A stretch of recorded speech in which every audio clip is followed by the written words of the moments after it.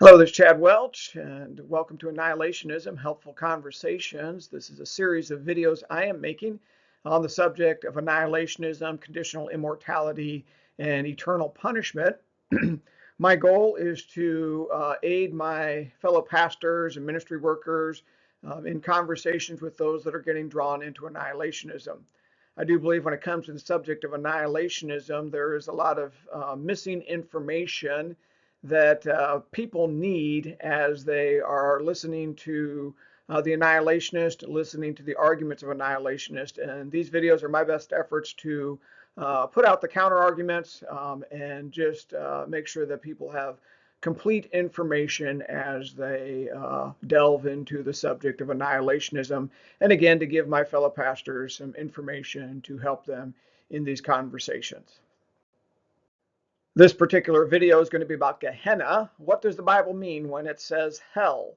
Gehenna is one of the words that is used for hell. And within annihilationism, there are some different statements concerning Gehenna. One of those is to consider Gehenna to mean solely the valley of Hinnom, right outside of Jerusalem, a place where Jeremiah prophesies judgment, and a place that is known for its association with child sacrifice.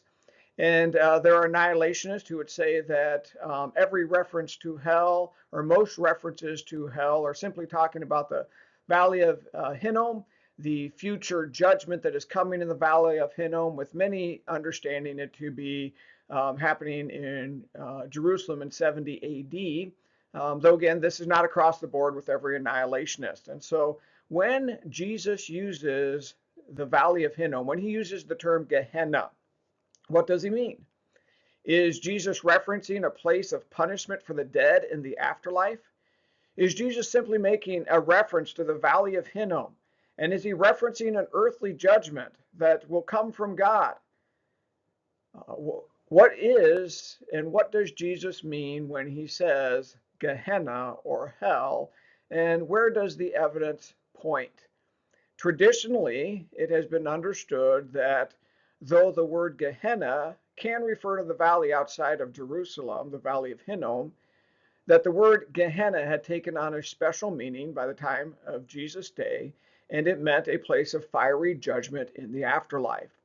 But where does the Bible point? And we'll examine that in this video. For most annihilationists, they would understand that when Jesus references Gehenna or hell, that he is talking about the valley of Hinnom. And they will frequently point to the Old Testament and the references to the valley of Hinnom. And I have here recorded for us all of the references to the valley of Hinnom in the Old Testament and what they are referring to. And so the first few references, it is just used as a reference point, as a location with no association, negative or positive to it. The next, it is the place where children were sacrificed to Molech. And so all of those references there reference the fact that that is where the children of Israel chose to set up an altar to Molech and sacrifice their children to that pagan god. And then in Jeremiah 7:31 and 32, and Jeremiah 19:2 and 6, we have Gehenna, the valley of Hinnom, as the future site of judgment in which the Lord will carry out a future judgment. And I want to read for you Jeremiah 19, verses 6, 6 and 7 here. Therefore, behold, the days are coming, says the Lord, that this place shall no more be called Tophet, or the valley of the sons of Hinnom, but shall be the valley of slaughter. And I will make void the counsel of Judah and Jerusalem in this place, and I will cause them to fall by the sword before their enemies. I want you to notice that statement in the prophet Jeremiah as he's talking about this future judgment. He says, I will cause them to fall by the sword of their enemies, and by the hands of those who seek their lives. Their corpses I will give as meat to the birds of heaven and for the beast of the earth. And so in that future judgment, he says that it will not be called the valley of Hinnom anymore or Gehenna. It will be called the valley of slaughter. And there I will give them to the sword of their enemies, and those that seek their lives, and their dead bodies will lay there in the valley of Hinnom. And so that is talking about a future judgment. And again, many annihilationists will look at that and say that is what Jesus is referencing. And he's referencing that judgment, and that judgment takes place in 70 AD when the Romans destroy Jerusalem. Others will understand that that prophecy, and they'll just look at that prophecy and associate the prophecy with slaughter. The Valley of Hinnom is associated with slaughter, with killing, and not with suffering or punishment. And so they will say that is a clear reference to a place of death. And so as Jesus references it as the Valley of Gehenna, or as Gehenna is used as the word hell, then therefore hell must mean a place of slaughter or place of death. And so these are some of the ways that the annihilationist will understand Gehenna, or the Valley of Hinnom, and Jesus' use of it. How should we understand then Jesus' use of the word Gehenna with all of these Old Testament references, with the Old Testament prophecies? How much should we look at those and interpret the New Testament in light of those passages? Many of the annihilationist or conditional immortality guys will lean heavily upon the Old Testament passages to indicate the right understanding in their view of what Gehenna should be.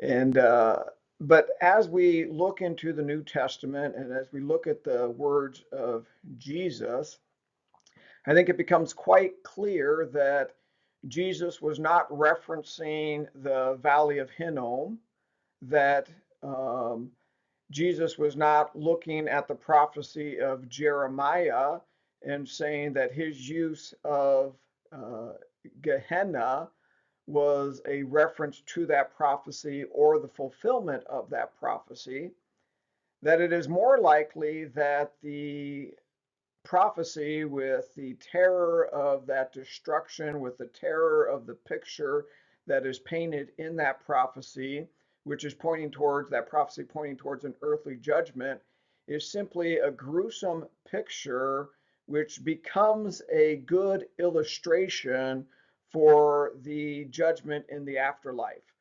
We frequently do this today when somebody will describe a situation or circumstance as hell.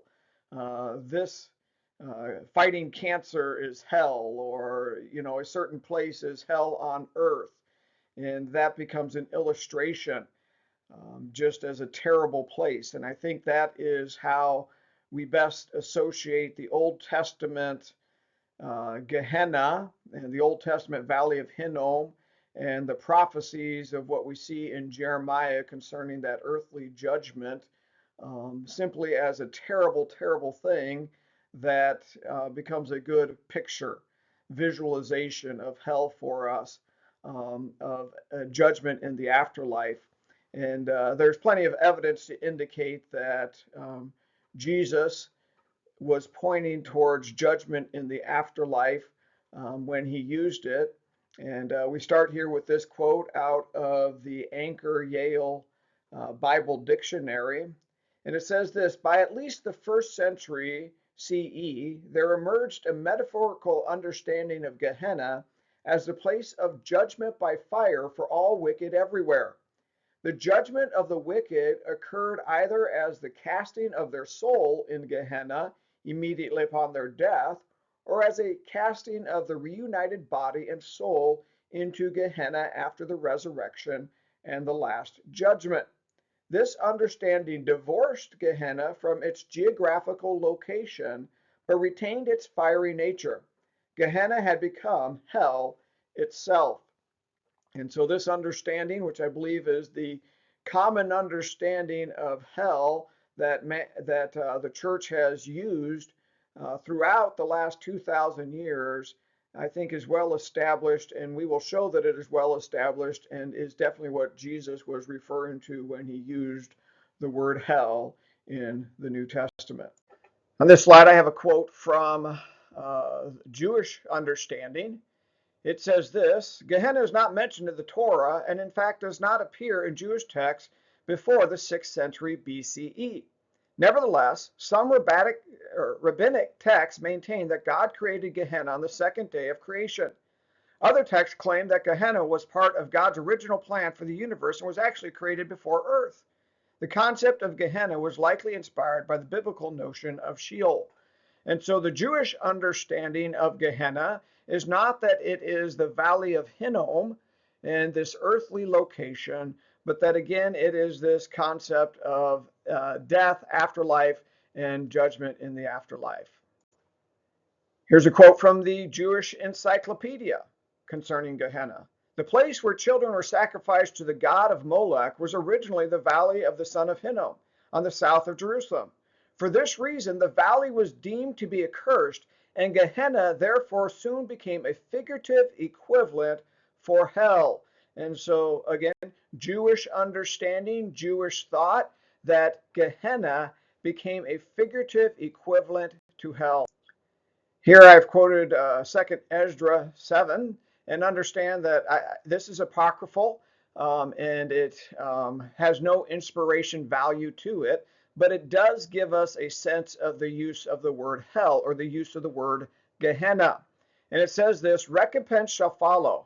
After the reward shall be manifested. Righteous deeds shall awake. The unrighteous deeds shall not sleep. The pit of torment shall appear, and opposite shall be the place of rest. The furnace of hell shall be disclosed, and opposite the paradise of delight. And so here again, Esdras, really the second book of Ezra, apocryphal literature, I understand that, but it does indicate for us the use of the term hell, or the use of the term Gehenna, by the Jews around the time of Jesus. This is another quote from Jewish literature. Again, not inspired, but does give us a sense of the use of the term. Now, this was written 1st or 2nd century, but again, around the time of Christ, Jewish literature. It talks here about the measure of fire, the depths of the abyss, the mouth of hell, the standing place of vengeance, and a picture of the coming punishment. And so the mouth of hell, the place of judgment, the depths of the abyss, the place of coming punishment. Again, giving us a concept of how the term hell is used. Here are quotes from early church fathers. Tertullian says this around 197 AD. It says, if we threaten Gehenna, which is the reservoir of secret fire under the earth for purposes of punishment, we have the same way derision heaped upon us. And so he defines there for us how the early church understood the term Gehenna, understood the term hell that Jesus was using. It is a place of secret fire for the purposes of punishment. This is from Irenaeus, and it says this: and death and Hades were sent into the lake of fire, the second death. Now this is what is called Gehenna, which the Lord called eternal fire. And so Irenaeus understood that the term Gehenna, translated as hell, when Christ used it, he was talking about the lake of fire. He was talking about the second death. He was talking about the eternal fire, that place of punishment that was prepared for Satan and his angels. Now, I know the conditional immortality guys want to say that in the second death, people are destroyed. But regardless, this gives us a clear definition of how the word Gehenna was being used. And so was he referencing the earthly valley of Hinnom? And was he referencing the judgment that was going to take place there someday? Or is he referencing the judgment in the afterlife? And again, these quotes give us clear reference, along with all the Jewish references, of how the term Gehenna was being used. In trying to define the word Gehenna, which is translated hell, we have looked at modern Christian dictionaries that define it as the place of judgment in the afterlife. We've looked at modern Jewish dictionaries and definitions which defined it as the place of judgment in the afterlife. We've looked at ancient Jewish sources which associated the word Gehenna or hell, excuse me, with a place of judgment in the afterlife. And we've looked at early Christian sources and quotes which clearly associate Gehenna with the place of judgment in the afterlife. And so it seems like there is a great deal of evidence to indicate to us how the word Gehenna or hell is being used, and that the valley of Hinnom was simply a terrible, terrible place, which was so terrible that it was used as an illustration for us of hell. And so closely and so terrible was that place that word Gehenna had come to mean and describe the very place of punishment in the afterlife. And so we have a lot of evidence for this. All right, let's take a look at the words of Jesus real quick to see how Jesus seems to be using the term Gehenna or hell. Is he referencing the valley of Hinnom and the destruction of Jerusalem in 70 AD, or is he referencing a place of judgment in the afterlife? Luke chapter 12, verse 4 and 5 say this, "And I say unto you, my friends, do not be afraid of those who kill the body, and after that have no more that they can do. But I will show you whom you should fear. Fear him who, after he has killed the body, has power to cast into hell. Yes, I say to you, fear him." Clearly indicating that the casting into hell is something that happens after a person has died. And it is a judgment that takes place after death. Matthew chapter 10, verse 28 says this, "But do not fear those who kill the body, but cannot kill the soul. But rather fear him who is able to destroy both body and soul in hell." And notice here he talks about those that can kill the body, but cannot touch the soul. And killing the body, earthly killing of the body, is not the same thing as casting a person into hell. This is very important, because those that want to say that the Jesus was prophesying about Jerusalem and the destruction of Jerusalem in 70 AD, in that the destruction of Jerusalem in 70 AD is the warning of hell and the casting of their bodies into Gehenna, cannot possibly be true. In these passages, Jesus says that what he is talking about when he talks about casting body and soul into hell is something that God does and man cannot. And that the killing of the body is not the same thing as casting a person into hell. And so this is not something that man can do. And this tells us two things. First of all, that this did not happen in 70 AD. And second, that what Jesus is talking about is something different than Jeremiah 19. Jeremiah 19 happens at the hands of the enemies of Jerusalem. And so it is an earthly judgment at the hands of men. And 70 AD, Jerusalem's destruction in 70 AD was at the hands of men. But Jesus is clearly indicating that what he is talking about is something that man cannot do to fellow man. This is not an earthly judgment, and this is not a judgment that takes place at the hands of their fellow man, and instead is a judgment that takes place in the afterlife. Okay, real quick review of Jesus' use of hell in Luke 12:5 and Matthew 10:28. It is not the 70 AD judgment because the killing is done by mankind in 70 AD. It is not an earthly judgment because a person is cast there by God after they die, and it impacts the soul and not just the body. This is not the valley of Hinnom because a man can't throw another man into Gehenna or into the valley of Hinnom. But Jesus says the hell he is talking about is one that a fellow man cannot throw their fellow man into. It is not the judgment of Jeremiah 19, which is carried out by Israel's enemies. It is one man killing another man, and Jesus says that is not what he is talking about in these passages when he talks about casting somebody into hell. In Matthew chapter 18, Jesus uses the term hell again and casting into hellfire. He uses very similar language that he used in other places in Matthew. But in the verse number 8, he uses, instead of hell, he uses everlasting fire. And so the two are parallel in this passage: Gehenna, hellfire, and everlasting fire. And so if you read the passage, if your hand or foot causes you to sin, cut it off and cast it from you. It is better for you to enter into life lame and maimed, rather than having 2 hands or 2 feet to be cast into everlasting fire. And if your eye causes you to sin, pluck it out and cast it from you. It is better for you to enter into life with 1 eye, rather than having 2 eyes to be cast into hellfire. And so the everlasting fire is parallel to hellfire. And by the way, this is a quote that Jesus uses other places when he talks about hell. We know from Matthew 25:41 that eternal fire is the place of judgment prepared for Satan and his angels, and it is a place that now includes judgment of mankind.